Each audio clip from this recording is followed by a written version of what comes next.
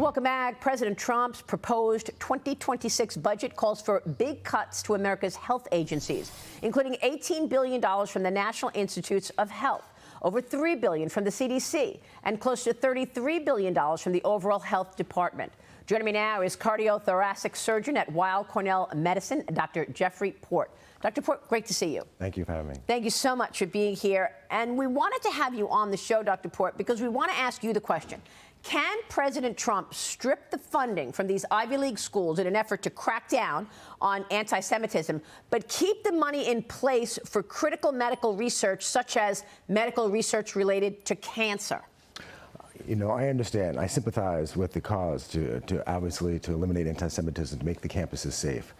But I think the draconian cuts that we're discussing, the freeze on spending from the NIH, is really detrimental to our life science innovation as it's discussed. And I hope these cuts are not permanent. And I understand that he's wielding these cuts as a way of changing policy, but I think we can do it in a more effective and strategic way. So how? Tell me about the guardrails that you want to see in place so that critical research, in terms of cancer research, stays in place. Right now, funding for cancer research is really at an all-time low. The funding rates, if you're a new investigator going into the field of cancer research, you can expect to have your proposal, your grant, funded at a low single digit. That's not attractive to a lot of scientists and young scientists. And the message here is that we're going to further decrease the NIH budget, the NCI budgets. It's going to be detrimental. If you want to have an effect or impact on how we deliver healthcare in a more efficient way, I'm all for it. We can get the greatest minds together and discuss how we can do it in a more effective way. But bludgeoning the NIH budget or the NCI budget is not the way to do it. Now, you've got critics out there who are saying, look, Fauci took us down the wrong road, okay? This funding that we're talking about, they were funding, projects in Wuhan that were a disaster. So what do you want to say to those skeptics? I would say it's not emblematic of how the money is spent. The money is spent very effectively and very efficiently. We've led the world in innovation. We've had supremacy. It's because of these federal dollars. You can't do it without it. It's not long ago in the 80s and 90s where Europe led the way in terms of medical and life science innovation, but they capped costs and they capped spending. At the same time, we increased our federal support and our funding. We guaranteed intellectual property rights, and we returned those rights to the universities and the private institutions that did the research with the federal funding. And we created 17,000 startups, 200 new drugs, and $6 trillion were added to this economy. These are great jobs. This is a place where we want to make investment, not to make cuts. And I want to get your take on what China is doing, because that's also part of this conversation. But Health and Human Services Secretary RFK Jr. is actually in favor of President Trump's budget cuts. He said the U.S. will still lead in world medical research development. Watch this. This agency has a budget that is comparable to the sixth largest nation in the world.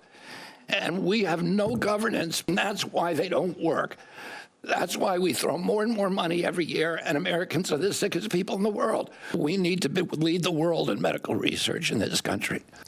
Now, a new report shows the spending on those programs has slowed in America compared to a steady rise in China. The U.S. historically has dominated global medical research, but China is rapidly closing the gap, according to these reports, particularly in areas like cancer research and drug development. Your reaction? I agree. China was dismissed early on as being a Me Too country, creating generics, active agents for pharmaceutical companies, but not innovating, not creating new drugs. They were dismissed as making low cost and cheap medical devices, but that's not the case anymore. They're leading the way in AI and healthcare and discovery. They're leading the way in robotics and in telemedicine and digital health. And they're spending accordingly. Their budget has increased 17% year over year compared to a 4% increase year over year for us in terms of the NIH. The NCI budget this year for all cancer research is $7 billion. We have a $27 trillion GDP. This is a fraction of what we are capable of doing. And yes, there are efficiencies that we can have and that we can create, but it's not about wholesale cuts to the NIH or NCI budgets. So you say that there needs to be guardrails and a more surgical way of looking at putting federal funding cuts in so that that kind of medical research, as it relates to cancer and other things, stays in place. How do you do it? Correct. If you at the NCI or the NIH want to give guidelines to researchers saying this is where we're going to focus our attention. It's going to be in drug discovery. It's going to be in telemedicine. It's going to be in AI. I get it. That's a message that's a very positive message to researchers that lets them align themselves to access that funding.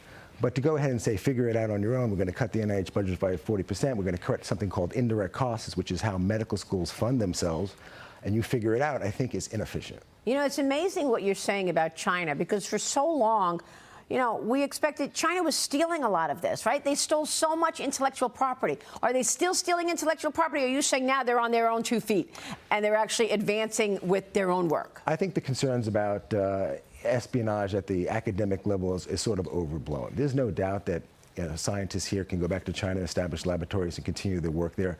But the solution to that is not to be paranoid and not to let them in. You know, the one thing that's not understood here is the basic science research in this country is largely done by foreign students who come here, fill our laboratories, work and toil in unbelievable conditions at low pay for years to get a high-impact journal paper. What do? We make it difficult for them to stay. We have a difficult time with their visa status, and they go back. It's a brain drain. They go back to China, they go back to India, they go back to Eastern We've trained these people. We should be benefiting.